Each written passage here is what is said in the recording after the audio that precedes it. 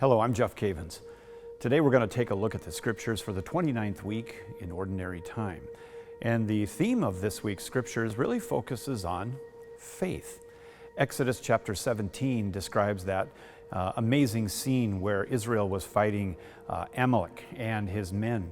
And they found that when Moses' hands were raised up with the help of Aaron and Hur, they would prevail. But when his hands came down, Amalek and his men prevailed.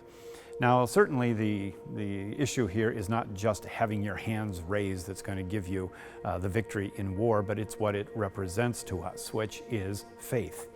This is the first time in the Bible where the word faith, as we know it, really appears. In Hebrew, it's called emunah. That's the name of the word, emunah. And emunah speaks of not just a faith like a mental assent to a proposition or agreeing with someone, like the Greek term pistis means.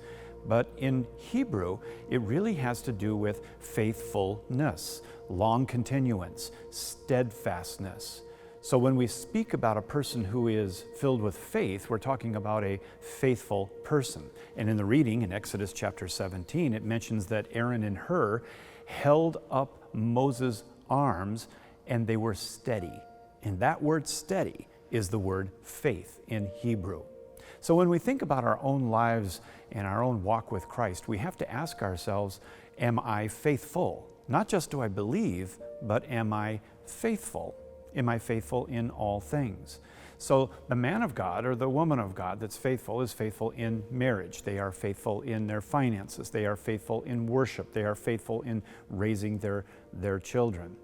If you think about faith, like the ingredients in cooking, it would be like salt or some spice that you put into everything. There's nothing in our life that we do or say that doesn't involve faith. And there is the faith, and that is what we believe. But being faithful with the faith is what we are called to do on a daily basis. So this week, be faithful. Be faithful at work. Be faithful at home. Be faithful in your marriage. Be faithful with the children, your finances, your spare time.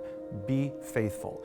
If you're in a battle right now in your life and you are trying to overcome, don't lean on the wisdom of this world, but lean on the wisdom of God and be faithful. That's how you win the battle. That's how you'll win the battle that you're in right now. Ask God what is required of me in this situation.